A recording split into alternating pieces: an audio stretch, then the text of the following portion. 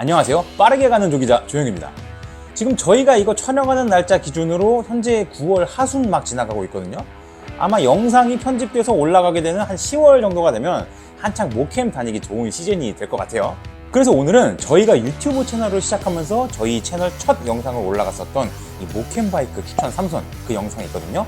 그 영상을 잇는 새로운 모캠 바이크 추천 영상 2탄을 준비해봤습니다.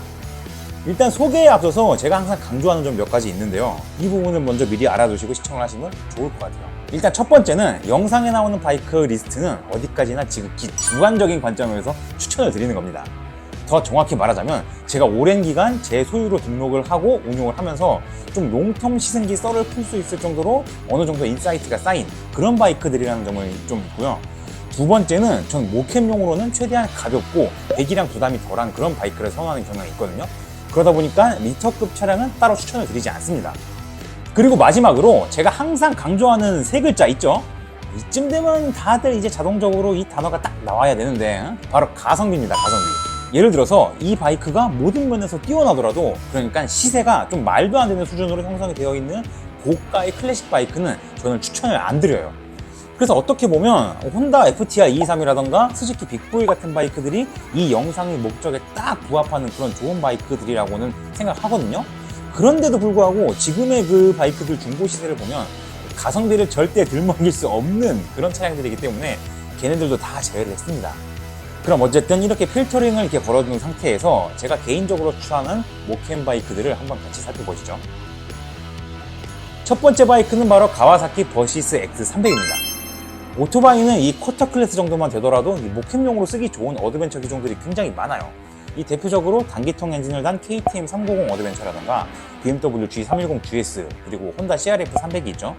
그리고 2기통으로 눈을 돌려봐도 스즈키 V-스트롬 250이라는 베스트셀러가 있고요. 그런데 그 좋은 바이크들을 제쳐두고 왜 제가 버시스를 꼽았느냐고 한다면 일단 제가 변테라 다 이유가 있어서 꼽았겠죠.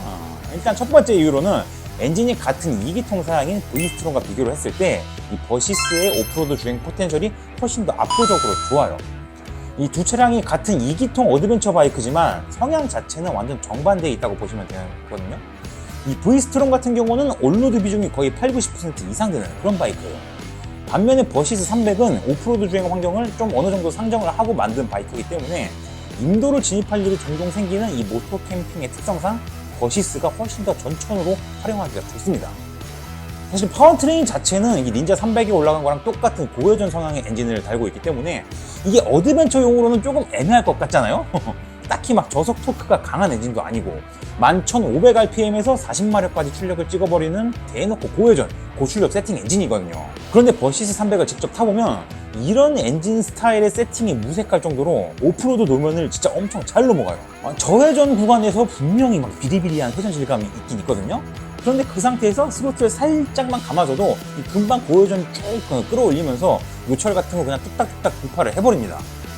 스로틀 반응도 그다지 예민하지 않아서 적당히 감아보면 그냥 우당탕탕 하면서 인도 구간을 돌파하게 되는 그런 매력이 있더라고요. 먼저 휠 세팅을 보시면 이 스포크 휠에 전륜 19인치 사양이기 때문에 어느 정도 기본적인 오프로드 주파력을 좀 확보하는 그런 성향이 있고요. 최저 지상고가 180mm 정도로 좀 낮은 게 살짝 아쉽긴 한데 대신 시트고도 815mm로 굉장히 낮은 편입니다. 물론 V-스트롬이 800mm로 더 낮긴 한데 버시스의 815mm라는 수치도 이 어드벤처 장르 전반적으로 본다면 발착지성 잘 나오고 접근성이 굉장히 좋은 그런 스펙입니다. 반면에 시트고가 800mm 중반까지 올라가는 310 GS라던가 390 어드벤처 같은 바이크들이랑 비교를 해보면 이 버시스의 이 시트고는 완전히 천사를 천사. 제가 항상 말하지만 안정적으로 양발 착지가 딱 됐을 때 여기서 나오는 그 심리적 자신감이 진짜 오프로드 주행에서는 상당히 플러스 요소로 작용을 하거든요. 이런 부분에서도 점수를 줄 수 있을 것 같고요. 다만 낮은 시트고랑 별개로 이 시트의 쿠션감 자체는 좀 하드한 편이에요. 그래서 장시간 주행을 하면 엉덩이가 좀 아프다는 그런 단점이 있기는 합니다. 그래도 버시스는 기본적으로 장점이 많은 바이크예요. 이 ABS 같은 경우는 핸들바에 따로 버튼이 달려있지는 않는데 이 간단하게 스로틀 조작만으로 껐다 켰다 할 수도 있고 이렇게 세팅을 해놨고요. 이 순정으로 장착돼서 나오는 옵션도 굉장히 빵빵한데 이 플라스틱 사이드 패니어랑 안개 등 엔진 가드, 너클 가드 이런 파츠들이 전부 다 기본으로 장착이 돼서 나옵니다. 물론 이 순정 사이드 패니어를 보시면 솔직히 퀄리티는 좀 쓰레기 대신 물 있는 곳을 지나갈 때 이 사이드 패니어가 부력을 확보하는 그런 용도로 설계가 되어 있다고는 하더라고요. 물론 그렇다고 해서 진짜 튜브처럼 붕붕 떠서 간다고 생각을 하시면 안 될 것 같고, 다만 어쨌든 뭔가 어드벤처에 적합한 요소를 뭐라도 하나 더 넣어주면 뭐 좋은 거지. 그리고 결정적으로 버시스를 추천하는 이유는 바로 중고 가격이에요. 사실 버시스 300이 국내 출시됐을 때 가격이 상당히 비싼 편이었거든요. 가와사키 바이크 한국 판매 가격 정책 자체가 원래 좀 비싼 측면도 있긴 한데, 출시 당시에는 800만 원을 넘기는 가격으로 나왔어요. 당시 동급에서 경쟁 모델이었던 310 GS나 V스트롬 250이랑 비교를 해보면 신차가가 상당히 비쌌죠. 그런데 시간이 지난 지금 보면 이 중고 시세가 거의 V스트롬과 별반 차이가 없는 수준까지 내려왔어요. 요즘에 보면 거의 400만 원대, 그리고 키로수 진짜 좋은 매물들도 한 500만 원 정도 하니까 이 가격적인 부분도 꽤 메리트가 있어서 우켄 바이크라던가 어드벤처 입문용으로는 아주 괜찮지 않나 싶습니다. 그런데 생각해보니까 한 3년 전에도 중고 시세 한 이 정도 가격 했던 것 같기는 한데 어이가 없네. 두 번째 바이크는 미들급에서 한번 뽑아봤는데요. 바로 BMW의 G650 크로스컨트리입니다. 보통은 650 X컨트리라고 부르죠. 2010년대 초반까지만 해도 이 G 시리즈는 오스트리아 로탁스에서 생산하는 650cc 단기통 엔진을 단 미들급 바이크 라인업이었어요. 특히 00년대 중반에 출시됐던 이 G650 S 시리즈가 진짜 독특하고 자기만의 캐릭터가 굉장히 강한 그런 라인업이었는데요. 그 중에서도 오늘 소개하는 650 X 컨트리는 스크램블러나 트래커 상황의 그런 모델로 출시된 바이크입니다. 그런데 요즘 분위기를 보시면 이 스크램블러라는 장르를 약간 클래식 바이크의 디자인적인 관점으로 접근을 하시는 분들이 많더라고요. 이거는 아무래도 두카티랑 트라이언프의 영향이 좀 큰 것 같긴 한데, 근데 사실 개인적으로는 이 650 X 컨트리야말로 스크램블러 본연의 속성, 이 본질에 가장 충실한 그런 바이크라고 저는 봅니다. 먼저 외관 디자인을 보시면 650 X 컨트리는 사람들이 인식하는 클래식 바이크로서의 스크램블러 같은 모델들과는 결이 좀 많이 다른 그런 모양을 하고 있어요. 그냥 쬐끄만 원형 헤드라이트 하나 달려있는 거, 이 정도 말고는 딱히 디자인적인 교집합은 없다고 봐야 돼요. 크고 아름답고 섹시한 그런 연료 탱크도 없고, 측면부를 보시면 디자인적인 요소가 아예 없다시피 할 정도로 대충 그냥 검은색 싸구려 플라스틱 커버 하나 딱 덮어버렸죠. 리어 쪽 팬더라던가 시트는 또 너무 위로 솟아 있어가지고 좀 클래식한 무드와는 거리가 있기도 하고요. 쉽게 말해서 얼굴을 좀 빠았다. 걔가 너무 못생겨서 사람들이 모두 죽었어. 끝이야. 그런데 저는 좀 그래요. 비록 시선을 잡아끄는 화려함도 없고 뭔가 좀 만들다 만 듯한 그런 느낌은 드는데, 대신에 굉장히 내추럴하고 수수하기 때문에 쉽게 질리지 않는 약간 집밥 같은 느낌이 드는 그런 바이크 같아요. 이것도 보다 보니까 그냥 저 혼자 뇌이징이 된 걸 수도 있긴 하지만 엔진은 로탁스 650cc 순행식 단기통인데 아무래도 현대 기준으로서는 거의 20년이 다 돼가는 연식이 있는 바이크예요. 그러다 보니까 이 정도 배기량의 빅싱글 엔진이면 소위 우리가 말하는 그 단기통 불빠따의 맛이 엄청 강하게 발휘될 것 같잖아요. 그런데 요즘 나오는 허스크바나의 702 시리즈 같은 최신의 바이크들과 비교를 하면 막 그렇게까지 미쳐 돌아가는 수준은 아닙니다. 최고 출력은 7000rpm에서 53마력 정도, 최대 토크가 6.1kg/m 정도인데 이게 5250rpm 정도에서 나오기 때문에 딱 그 정도 배기량에서 나오는 예상 가능한 수준의 스펙이긴 해요. 물론 그렇다고 해서 이 바이크가 토크감, 초반 가속이 부족하다는 소리는 전혀 아니니까 그런 부분은 걱정하지 않으셔도 되고요. 어쨌든 이 바이크의 특징을 정리를 좀 해보면 가벼운 공차 중량, 프론트 서스펜션의 탁월한 노면 처리 능력, 그리고 강력한 리어 브레이크, 마지막으로 끈덕진 엔진의 체력과 내구성이 아닌가 싶어요. 사실 650 컨트리는 이 셰시 자체가 좋은 바이크라고는 볼 수는 없습니다. 실제로 타보면 약간 낭창낭창하고 좀 헐렁한 감이 있는데, 이게 온로드라던가 오프로드 양쪽 어디에서도 특화되어 있다는 느낌은 없고 뭔가 하나씩 부족합니다. 온로드에서는 노면을 하드하게 잡아주는 단단함이 부족해서 좀 아쉽고, 오프로드에서도 완전 하드코어하게 주행하기가 힘들어요. 그런데 이 전륜 쪽에 마르조키 서스펜션을 쓰고 있거든요. 얘가 진짜 물건입니다. 이 상당히 푹신하면서도 이게 자잘한 요철이라던가 충격을 흡수하는 능력이 굉장히 좋기 때문에 다소 좀 단차가 있는 노면이라던가 작은 장애물들을 진짜 무던하게 넘어갈 수가 있는 이런 특징이 있어요. 프론트 포크 스펙을 보면 두께가 45mm고 트래블도 그 240mm 정도가 되거든요. 이 수치가 사실 F800GS보다도 더 두껍고 긴 서스펜션 스펙을 갖고 있기 때문에 험한 노면에서도 굉장히 무던하게 주행할 수 있도록 만들어주더라고요. 그리고 리어 브레이크를 보시면 240mm 로터의 원피스톤 사양이라서 이 스펙만 보면 되게 부실해 보이잖아요.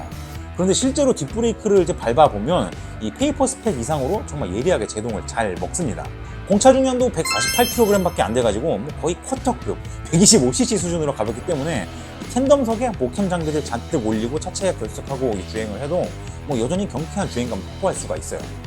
차량을 직접 타보면 이제 뒤에 짐 잔뜩 올려둔 상태에서 공도도 경쾌하게 주행하다가 노지로 들어가는 이 공도 구간에서는 상당히 좀 폭신하고 안정적으로 항로를 주파하면서 목적지까지 도달할 수 있는 그런 바이크라는 거죠. 이 공도든 비포장 도로든 어느 쪽에서도 10점 만점의 성능을 보여주지는 않지만 그래도 두 영역에서 모두 7점 이상은 해주는 좀 그런 바이크라고 해야 될까요? 시트고는 840mm라고 나와 있긴 한데 실제로 앉아보시면 앞쪽 탱크 부분이 사실은 배터리가 들어가는 플라스틱 커버 역할이기 때문에 차폭이 진짜 얇거든요. 그래서 양발 착지가 시트고 이상으로 훨씬 더 엄청 잘 됩니다. 실제 체감상으로 800mm 수준으로 느껴졌고요. 이 낮은 시트고가 푹신한 앞 서스펜션, 칼 같은 뒷브레이크랑 만나면서 굉장히 쉽고 편안한 그런 컨트롤 감각을 만들어줍니다. 엔진 자체도 좀 끈덕지고 내구성이 좋아가지고 장시간 주행을 해도 바이크가 쉽게 지치지가 않기 때문에 노면을 가리지 않고 좀 1박 이상의 장거리를 달려야 되는 그런 목캠 환경에 잘 어울리는 그런 바이크가 아닐까 싶어요. 다만 이 650 엑스컨트리는 단점도 꽤 많은 바이크입니다. 일단 얘는 정비성이 안 좋아요. 첫 번째로 이 드라이 펌프 방식이기 때문에 엔진 오일을 아래에서만 이제 뽑아주는 게 아니라 엔진 상부에서도 잔여 오일을 따로 다 빼줘야 돼요. 그래서 단순하게 엔진 오일을 교체하더라도 이 차를 잘 아는 샵을 찾는 게 중요를 하죠. 설계에서도 결함이 조금 있는데 이 오일 펌프랑 실 쪽에서 거의 15,000km 주기로 좀 정기적인 트러블이 발생을 합니다. 냉각계통 쪽 문제도 있고 그래서 이 바이크를 잘 운용을 하려면 좀 틈틈이 신경을 써주는 게 중요해요. 빅싱글이다 보니까 배기압도 엄청 세서 오랜 시간 타보면 머플러가 상하기도 하고 소리도 진짜 미친듯이 시끄럽기도 하고요. 마지막으로 이 바이크는 많이 팔린 바이크가 아니고 거의 한 4년 만에 단종된 좀 망한 모델이기 때문에 목캠에 진짜 필요한 3박스 같은 애프터마켓 파츠가 많지가 않다는 점이 약간 치명적인 단점이라고 할 수 있어요. 기본적으로 국내에서 구입하는 건 애초에 포기를 해야 되고 무조건 해외 직구로 파츠를 사야 되는데 이것도 불편한 점이 되겠죠.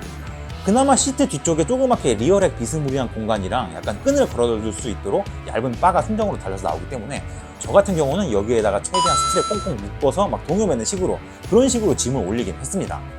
아무튼 뭐 얘기를 하다 보니까 자꾸 뒤로 갈수록 단점만 존재 나열을 하고 있는 것 같은데 그래도 이 단점을 감수하면서까지 650 컨트리는 진짜 매력도 엄청나게 많은 바이크라고 저는 생각을 해요. 그래서 한 번 정도는 경험해 보시는 것도 좋다고 생각을 합니다. 그리고 결정적으로 얘는 중고 시세가 완전 바닥까지 떨어질 대로 떨어진 바이크거든요. 그래서 아무리 비싸봐야 300만원대 이상을 넘어가질 않아요. 그러니까 적당히 300 언더짜리 매물 하나 사오고 나중에 수리비, 정비비로 한 200만원 정도를 쓰면 결국 500짜리 바이크가 되네. 마지막은 스쿠터를 하나 골라봤는데요. 피아지오 비버리 400입니다.